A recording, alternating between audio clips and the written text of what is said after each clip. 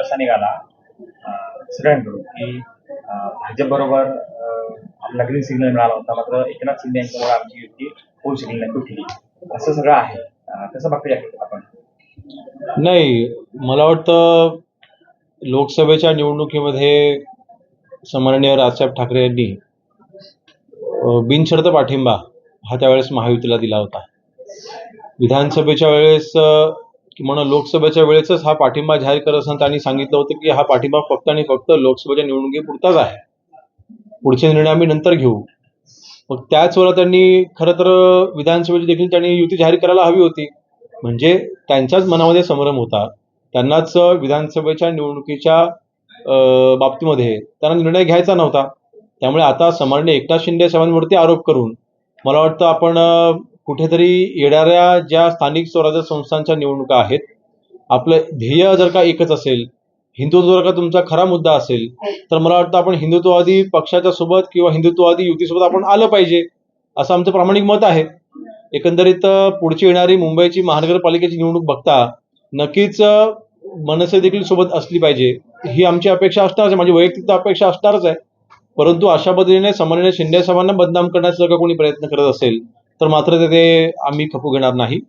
दुसरा विषय, आज महायुती महाराष्ट्रामध्ये कार्यरत असताना इतकं मोठं मताधिक्य ज्या वेळेला महायुतीला मिळालेलं आहे, शिवसेनेचे आम्ही जवळपास आज 60 आमदार म्हणजे 57 आमचे शिवसेना पक्षाचे म्हणजे धनुष्यबाणाच्या निवडून आलेले आमदार आणि 3 अपक्षांचा आम्हाला असलेला पाठिंबा, असे 60 आमदार शिवसेनेचे महाराष्ट्रामध्ये आहेत.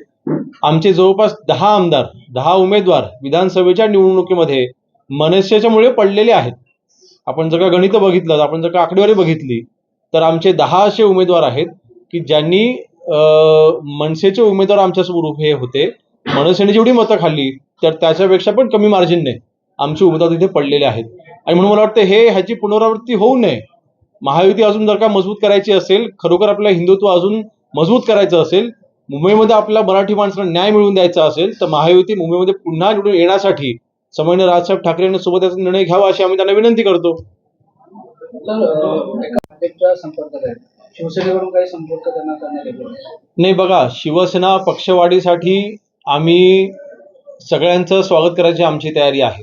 2 पावलं मागे येऊन देखील, कमीपणा घेऊन देखील आमची सगळ्यांना स्वीकारायची आमची तयारी आहे. आमच्या समोर ध्येय आता फक्त एकच आहे की महाराष्ट्रामध्ये शिवसेना पक्ष वाढवणं, महाराष्ट्रामध्ये सन्माननीय एकनाथ शिंदे साहेबांच्या नेतृत्वाखाली आज शिवसेना पक्ष जी भरारी घेते त्याच्यामध्ये जर का अजून आमची ताकद वाढत असेल तर कोणाला नको आहे. आणि म्हणून नक्कीच जर का राजन साळवीजी जर का निर्णय घेणार असतील तर त्यांनी मूळ शिवसेनेसोबत यावं. त्यांनी काय निर्णय घेतला आहे, ते भविष्यामध्ये काय निर्णय घेतील या बाबतीमध्ये मी काय बोलू शकणार नाही, परंतु जर का ते निर्णय घेत असतील तर नक्कीच त्यांचं शिवसेनेमध्ये स्वागत आहे.